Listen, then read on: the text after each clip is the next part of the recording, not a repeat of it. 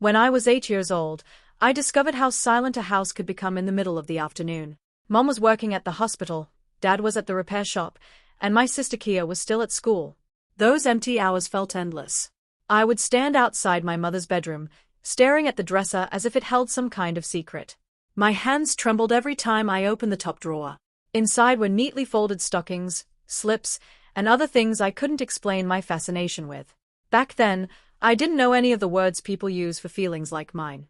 I only knew that pulling a pair of pantyhose over my legs brought a strange sense of calm. The smooth fabric seemed to quiet the noise in my head. Sometimes I slipped one of Mom's satin garments over my shoulders and stared at my reflection, imagining a version of myself that felt more complete. The moment I heard a car pass outside, panic would snap me back to reality. Everything had to be returned exactly as I found it. No evidence. No mistakes. As the years passed, my curiosity grew stronger. By 10, I had become bolder. Whenever the house was empty, I'd sit on the floor with Mom's makeup bag spread out in front of me like buried treasure. I loved the smell of lipstick and powder, the careful ritual of applying them.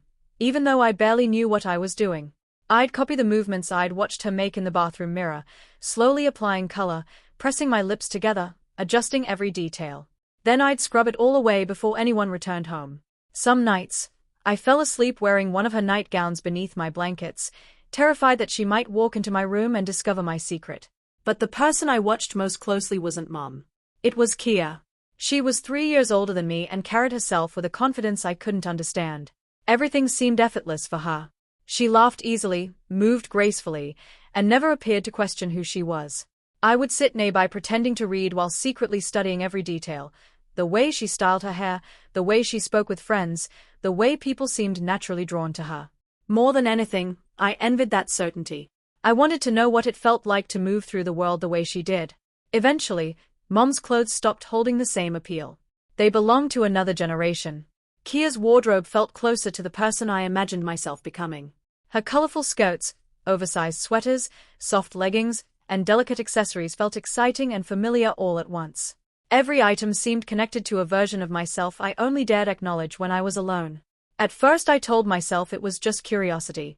Deep down, I knew it was something more. By late summer, Grandma's visits had become a cherished part of my routine. 3 afternoons a week, her old sedan would roll into the driveway, usually carrying homemade treats and enough warmth to brighten the entire house. One afternoon she found me wrestling with an ironing board in the laundry room. "Move over, sweetheart," she said with a smile. "Let me teach you the proper way." She guided my hands carefully, showing me how to smooth stubborn wrinkles and press sharp creases into fabric. The room filled with a scent of warm cotton and steam while she shared stories from her younger days. What surprised me most was how natural everything felt.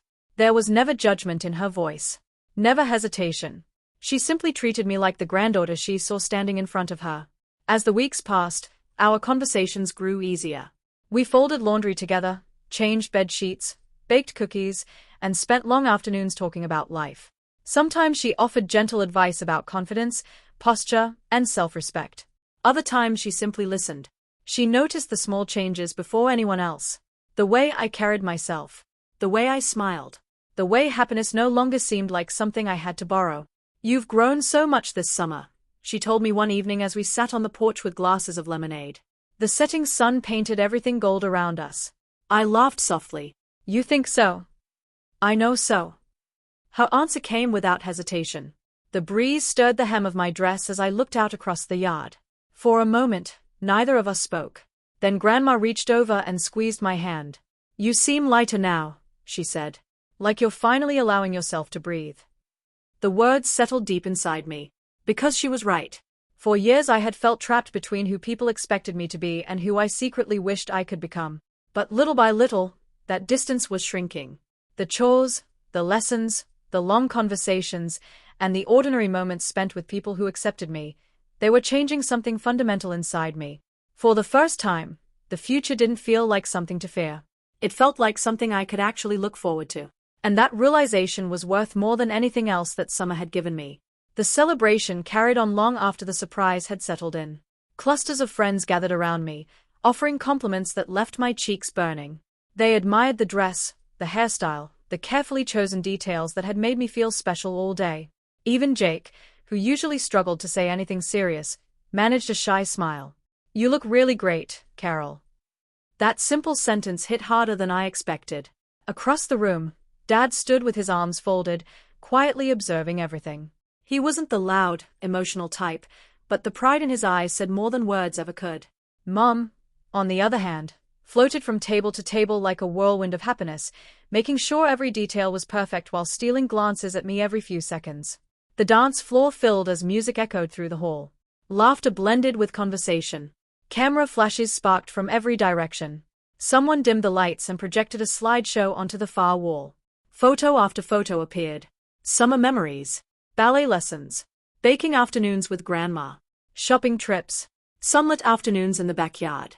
Moments that had once felt ordinary suddenly looked extraordinary when stitched together like that. Watching them, something finally clicked. This wasn't simply a birthday party. It wasn't about turning 16. It wasn't even about the dress, the decorations, or the giant cake waiting in the corner. For the first time in my life, people weren't celebrating who they thought I should be. They were celebrating me. Not a version. Not a secret. Not someone hiding behind closed doors. Just me. And standing in that room, surrounded by the people I loved most, I felt a kind of happiness I had never known before. A happiness that tasted sweet and terrifying and beautiful all at once. For years I had imagined what acceptance might feel like. Now I knew. It felt like finally coming home.